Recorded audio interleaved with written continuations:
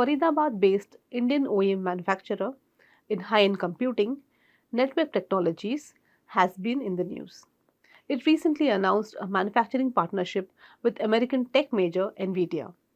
The latter, as we know, is a global leader in AI computing and is involved in making advancements in robotics and gaming. Nvidia's 1400% gains since 2020 and nearly US $2 trillion market cap has prompted global investors to flock to it. Netweb, meanwhile, operates a manufacturing facility in Faridabad, Haryana, and has 16 offices across India. Two of the company's supercomputers have been listed 10 times in the world's top 500 supercomputers. The company plans to build and produce more than 10 server variations under its AI systems range called Tyron. Tyron is utilized for a wide range of AI and high performance computing and supercomputing applications. NetWeb caters across varying end user industries. Key amongst them are IT enabled services, entertainment, media, banking, financial services, national data centers, and government entities in defense, education, and R&D. So, this suggests that the wide nature of NetWeb's customer base in India and deep penetration of its offerings are there for everyone to see. Having been set up nearly 24 years back, the company's relatively new listing camouflages its deep understanding of its customer requirements. This is not the only company that has been around for decades yet got recognition for its niche offerings very recently. CE Infosystems, popularly known as MapMyIndia, has also been collecting data for maps for about 30 years now. The company initially built the digital footprint of the available offline maps. Later, the company physically surveyed the area, visiting different parts of the country. In the past 30 years, MapMyIndia has successfully built a repository of more than 2 crore data points, including navigation systems, telematics, and 3D data visualizations. The company claims to have mapped more than 10.8 million distinct locations and carried out coverage of more than 2.2 kilometers of roads, 7,300 cities at the street level, with home addresses as well for 94 cities and about 5.8 lakh villages.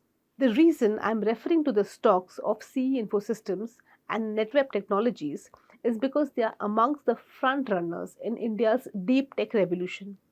This revolution could gain momentum as the Indian government and corporates aim to move into a higher orbit of digital evolution.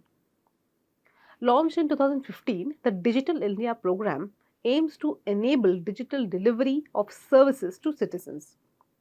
Amongst a number of other key initiatives, it also proposes 9 more supercomputers to be added to the National Supercomputer Mission. The Digital India program is one of the key programs expected to gain prominence in the first 100 days of the new government in India later this year.